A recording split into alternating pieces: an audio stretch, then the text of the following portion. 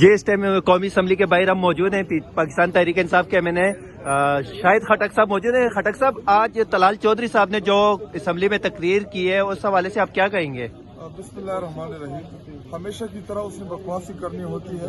اور اس کا کام ایک ہی ہے، جو تنظیم سازی کے حوالے سے ان کی خدمات ہے مسلم لیگ نون میں، پوری قوم جانتی ہے اور سب کو پتا ہے کہ کیا ان کی اسپیشلٹی ہے مسلم لیگ نون میں۔ تو آج اسمبلی کے اندر اس نے جو بکواس کی، اس کا ہم بھرپور جواب بھی دیں گے۔ ان سے جب بھی آپ سوال کرتے ہیں کہ جو بلوچستان میں جو حادثہ ہوا، بلوچستان میں جو اتنا بڑا واقعہ رہنما ہوا، تو بجائے اس کے اوپر بات کرنے کے یہ آ جاتے عمران خان تحریک انصاف کے اوپر تنقید کرنا شروع کر دیتے ہیں، اور اپوزیشن کے اوپر تنقید کرنے سے ملک بہتر نہیں ہوگا۔ اپوزیشن کی ٹرولنگ کرنے سے ملک بہتر نہیں ہوگا۔ اپوزیشن کی ٹرولنگ کرنے سے دہشت گردی ختم نہیں ہوگی۔ عمران خان کو یاد کرنے سے، اس کے نام کے اوپر تنقید کرنے سے ملک بہتر نہیں ہوگا۔ اپوزیشن کی ٹرولنگ کر کے آپ ملک کی معیشت کو بہتر نہیں کر سکتے۔ تو ان تمام چیزوں کا حل جو ہے وہ یہی ہے کہ عمران خان صاحب سے صلح کر لی جائے، عمران خان صاحب کو جیل سے باہر جو ہے لایا جائے، کیونکہ ان کے اوپر تمام کے تمام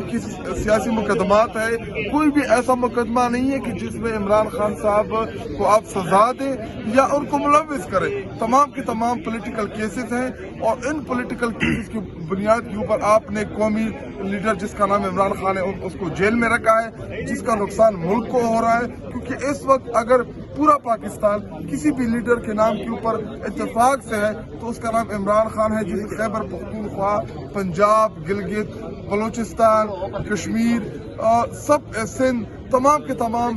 صوبے جو ہے ان کا اتفاق ہے عمران خان کے نام کے اوپر۔ سر، 26ویں آئینی ترمیم کے بعد جو نظام میں عدلیہ میں تبدیلی کی گئی ہے، اس کے بعد پاکستان تحریک انصاف کے بانی قائد جو ہیں اس کے کیسز نہیں سنے جا رہے، چاہے وہ ہائی کورٹ میں ہے، چاہے وہ اڈیالہ جیل میں ہے، چاہے وہ ATC میں ہے، وہ کدھر بھی ہے۔ اس کی کیا وجہ ہو سکتی ہے؟ عدلیہ کو مفلوج کرنے والا، عدلیہ کو برباد کرنے والا، عدلیہ کے ہاتھ پاؤں کاٹنے والا یہ قاضی فائز عیسیٰ ہے۔ قاضی فائز عیسیٰ نے جو سہولت کاری کی اس موجودہ رجیم کی، این وقت جب ہمیں بلے کا نشان الاٹ ہونا تھا پاکستان کی تاریخ کی سب سے بڑی جماعت سے، این اس دن نشان لے لیا گیا جس دن ہمیں اپنا سمبل الاٹ ہونا تھا۔ جب اتنے لوگوں کو انڈیپینڈنٹ کیا گیا تو اس میں ایوان کے اندر ہارس ٹریڈنگ کا راستہ کھولا گیا۔ سہولت کاری کس نے کی؟ قاضی فائز عیسیٰ نے۔ جب ہم نے عدالت سے رجوع کیا کہ ہم تحریک انصاف کے ہی ٹکٹوں کے اوپر، عمران خان کے ووٹ کے اوپر ہم MNAs بنے ہیں، ہمیں اپنے پارٹی جوائن کرنے دی جائے، تو جب تفصیلی فیصلہ آیا تو اس میں کہا گیا کہ جی تحریک انصاف ایز اے جماعت ایگزسٹ کر سکتی تھی لیکن نشان نہیں تھا، تو تب بھی جو ہے ہمارے لوگوں کو انڈیپینڈنٹ رکھا گیا۔ اس کے بعد جب لارجر بینچ کا فیصلہ آیا کہ ان لوگوں کو جو پارٹی میں نہیں ہے وہ 15 دن کے اندر، اور 42 MNAs کو تحریک انصاف کا ڈکلیئر کیا گیا، اسی بنیاد کے اوپر ہمیں مخصوص نشستیں ملتی تھی۔ تو وہاں پہ بھی قاضی فائز عیسیٰ جو ہے وہ ڈرامہ بازی کر کے بھاگ گیا، فیصلہ امپلیمنٹ نہیں کرایا گیا۔ تو یہ جو پورے کا پورا جو ایپیسوڈ چلا،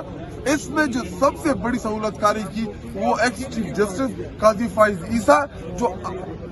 آج لندن میں آپ نے اسٹیٹمنٹ دیکھی کہ جی مجھے آزادانہ کام نہیں کرنے دیا جا رہا تھا، تو اس ٹائم تو مرا ہوا تھا، تیرے منہ کو تالا تھا کہ تو اس ٹائم بولتا۔ تو آج جو عمران خان صاحب کے کیس جو نہیں سنے جا رہے، اس کی بنیادی وجہ یہی ہے کہ آپ کا عدلیہ مینج ہے، اب آپ کا عدلیہ جو ہے وہ تیرا جج میرا جج کے کنسپٹ کے اوپر چل رہا ہے۔ تو عدلیہ جو ہے وہ اپنی آزادی کھو چکی ہے، اور عدلیہ کا وقار جو ہے وہ دن بدن گر رہا ہے، مجروح ہو رہا ہے۔ تو ایک ہی عدلیہ تھی جسے پوری قوم کو توقع تھی، تو ابھی ہمیں عدلیہ سے بھی کوئی توقع نہیں۔ خیبر پختونخوا اور بلوچستان میں ایک مرتبہ پھر دہشت گردی کی جو جنگ شروع ہو رہی ہے یا مسلط کی جا رہی ہے عوام پہ، اس حوالے سے کیا کہیں گے؟ دوسرا جو دنیا کا چھٹا بڑا واقعہ پاکستان بلوچستان میں ایک ٹرین کو دن دہاڑے جو ہے 40 سے 50 لوگ ہائی جیک کر لیتے ہیں، تو یہ سسٹم کی کمزوری ہے یا ہمارے اداروں کی؟ اس حوالے سے ایز اے پارلیمنٹیرین آپ کیا کہیں گے؟ ہمارے خیبر پختونخوا کی عوام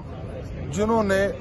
جب سے 9/11 ہوا، 9/11 ہونے کے بعد جب امریکہ نے اٹیک کیا افغانستان میں، اور اس کے بعد ڈرون اٹیکس ہوئے ہمارے ایک مرجر ڈسٹرکٹ میں یا ضمشدہ